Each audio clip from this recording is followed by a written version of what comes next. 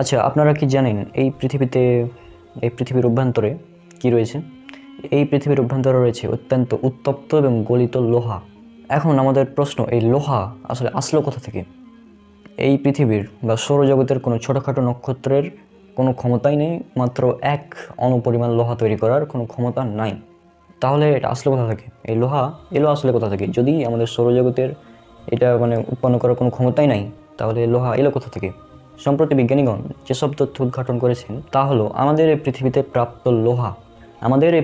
প্রাপ্ত লোহা এটা মহাবিশ্বের বড় বড় নক্ষত্র ধ্বংস হয়ে টুকরো টুকরো হয়ে তারপরে আমাদের পৃথিবীতে এসেছে। মহাবিশ্বের বড় বড় নক্ষত্রগুলোর কেন্দ্রে ভারী ধাতুগুলো উৎপন্ন হয়ে থাকে। মনে রাখতে হবে, আমাদের সৌরজগতের ছোটোখাটো নক্ষত্রের কিন্তু কোনো ক্ষমতা নেই এক অণুপরিমাণ লোহা তৈরি করার কোনো ক্ষমতাই নাই আমাদের এই সৌরজগতের। এখন আমাদের এই সৌরজগতের যে লোহা উৎপন্ন করার ক্ষমতা নেই, এর বৈজ্ঞানিক ব্যাখ্যাটা আসলে কী হবে? আমাদের সূর্যের উপরিভাগের তাপমাত্রা হচ্ছে 600 ডিগ্রি সেন্টিগ্রেড বা প্রায় 11,000 ডিগ্রি ফারেনহাইট। আর সূর্যের অভ্যন্তরে বা মিডিলে বা সূর্যের ইনার কোর, যেটা এই কোরের তাপমাত্রা হচ্ছে 2 কোটি ডিগ্রি সেন্টিগ্রেড বা 3.50 কোটি ডিগ্রি ফারেনহাইট। 2 কোটি ডিগ্রি সেন্টিগ্রেড অথবা 3.50 কোটি ডিগ্রি ফারেনহাইট হচ্ছে সূর্যের ইনার কোরের তাপমাত্রা। আর লৌহ একমাত্র উৎপন্ন হতে পারে আমাদের সূর্যের চেয়েও অনেক বড় বড় নক্ষত্র থেকে, যাদের তাপমাত্রা বিলিয়ন ডিগ্রি পর্যন্ত পৌঁছে যায়। অর্থাৎ এই হতে প্রতীয়মান হয় যে আমাদের এই সৌরজগতের ছোটোখাটো নক্ষত্রের কোনো ক্ষমতাই নেই এক পরমাণু পরিমাণ লোহা তৈরি করার। অ্যাস্ট্রোফিজিক্স সায়েন্টিস্টগণ বর্তমানে তারা স্বীকার করেন যে আমাদের সম্পূর্ণ সৌরজগতের পুরো শক্তি মিলেও এক পরমাণু পরিমাণ লোহা উৎপন্ন করতে পারবে না। তারা বলেন লোহা উৎপন্ন করার জন্য আমাদের এই সৌরজগতের চেয়েও 400 গুণ বেশি শক্তির প্রয়োজন হবে। একটি নক্ষত্রে যখন লৌহের পরিমাণ নির্দিষ্ট সীমা অতিক্রম করে ফেলে, তখন সেই নক্ষত্রটি সেই পরিমাণ শক্তি ও উত্তাপ ধরে রাখতে পারে না। অবশেষে সেটি বিস্ফোরিত হয়ে যায়, আর এই বিস্ফোরণটিকে বলা হয় সুপারনোভা বিস্ফোরণ। আর এই সুপারনোভা সম্পর্কে হয়তো আপনারা অনেকেই অবগত আছেন। আর এই বিস্ফোরণের ফলে লৌহ বহনকারী উল্কাগুলো বিশ্বব্রহ্মাণ্ডে ছড়িয়ে ছিটিয়ে যায় এবং তারা ততক্ষণ পর্যন্ত মহাশূন্যে চলাফেরা করতে থাকে যতক্ষণ না তারা মহাবিশ্বের বিভিন্ন গ্রহ, উল্কা, নক্ষত্র, উপগ্রহ ইত্যাদি দ্বারা আকর্ষিত বা আকৃষ্ট না হয়। মাধ্যাকর্ষণ শক্তি আছে এরকম কোনো গ্রহ বা উপগ্রহের কাছে আসলে এই গ্রহ বা উপগ্রহগুলো এই উল্কাগুলোকে নিজের ভেতরে টেনে নেয়। এভাবে সায়েন্টিস্টগণ এই উপসংহারে পৌঁছেছেন যে এই লোহা অতিজাগতিক বস্তু, যা মহাবিশ্বের অন্য কোনো নক্ষত্র থেকে এসেছে বা পৃথিবীর বাইরে থেকে লৌহ এসেছে আমাদের পৃথিবীতে। অর্থাৎ মোট কথা হচ্ছে, লৌহ পৃথিবীতে ছিল না, পৃথিবীর বাইরে থেকে পৃথিবীতে এসেছে। এবার চলুন আমরা দেখি এই লৌহ সম্পর্কে পবিত্র কোরআন আমাদের কী তথ্য দিচ্ছে। লৌহ সম্পর্কে পবিত্র কোরআন এক বেশ গুরুত্বপূর্ণ তথ্য দিয়েছে এবং এই লৌহকে বিশেষ গুরুত্বের সাথে আল্লাহ সুবহানাহু ওয়া তাআলা উল্লেখ করেছেন। আর এই লৌহ সম্পর্কে, যে লৌহ যে পৃথিবীর বাইরে থেকে এসেছে, এটা উল্লেখ করা হয়েছে পবিত্র কোরআনে সূরা হাদিদ, সূরা নম্বর 57, আয়াত নাম্বার 25। অর্থাৎ সূরা হাদিদের 25 নম্বর আয়াতে আল্লাহ সুবহানাহু ওয়া তাআলা বলছেন, আর আমি নাজিল করেছি লৌহ, নাজিল বা প্রেরণ করেছি লৌহ, যাতে রয়েছে প্রচণ্ড শক্তি এবং রয়েছে মানুষের জন্য বহু কল্যাণ বা উপকার। তাহলে দেখুন, আজ থেকে 1500 বছর আগে, 1400 বছর আগে একটি গ্রন্থে কে কথা বলতে পারে যে এই লৌহ এসেছে পৃথিবীর বাইরে থেকে? অর্থাৎ পৃথিবীর বাইরে থেকে লৌহকে পৃথিবীতে নাজিল করা হয়েছে বা প্রেরণ করা হয়েছে।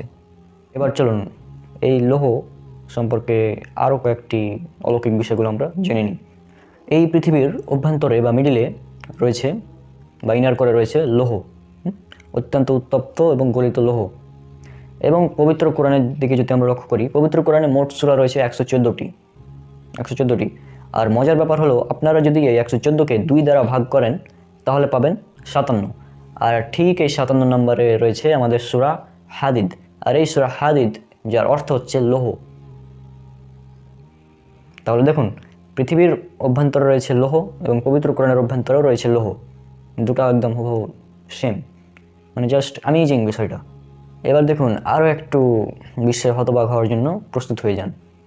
লৌহ বা সূরা হাদিদ, হাদিদ শব্দটিতে রয়েছে মোট 4টি আরবি হরফ বা অক্ষর। এই 4টি হরফ হলো হা, দাল, ইয়া, দাল। আর আপনারা সবাই অবগত আছেন বা জানেন যে আরবি যে 29টি হরফ রয়েছে, এই আরবি 29টি হরফের একটি সংখ্যাগত মান রয়েছে, যেই সংখ্যাগত মান আপনারা স্ক্রিনে দেখতে পাচ্ছেন। তো এই সংখ্যাগত মানগুলোকে যদি আমরা লিখি এবং যোগ করি, প্রথমে যে হরফটি রয়েছে সেটা হচ্ছে হ্যাঁ, যার সংখ্যাগত মান আপনারা দেখতে পাচ্ছেন স্ক্রিনে। এরপরে রয়েছে দাল, এরপরে রয়েছে ইয়া, এরপরে রয়েছে দাল। তো এই চারটিকে যদি আমরা যোগ করি, যার যোগফল হবে 26 বা 26। আর এই 26 এটা কি আপনারা কি জানেন? আপনারা কি মনে আছে 26 জিনিসটা কি? এই 26 হচ্ছে লৌহ এর পারমাণবিক সংখ্যা, যারা 9-10 সায়েন্স পড়েছেন, 9-10 যারা সায়েন্স পড়েছেন তারা এই বিষয়ে অবগত আছেন যে এই 26 হচ্ছে লোহার পারমাণবিক সংখ্যা, আয়রনের পারমাণবিক সংখ্যা 26। অ্যামেজিং। আর আয়রনের 2টি আইসোটোপ রয়েছে যাদের ভরের মান হচ্ছে 57 এবং 58। আর মজার ব্যাপার হলো যে আপনারা যদি পবিত্র কোরআনের প্রথম থেকে, শুরু থেকে, উপর থেকে যদি গুনতে থাকেন এভাবে, তাহলে ঠিক 57 নম্বরে পাবেন সূরা হাদিদ। আবার যদি নিচ থেকে গণনা শুরু করেন, পবিত্র কোরআনের একদম নিচ থেকে, তাহলে ঠিক 58 নম্বরে পাবেন সূরা হাদিদ। তাহলে দেখুন, খুব সুন্দর গাণিতিক প্যাটার্নে এখানে লৌহর 2টি আইসোটোপকে উল্লেখ করে দেওয়া হয়েছে। এবার দেখুন আল হাদিদ সম্পূর্ণ শব্দটি।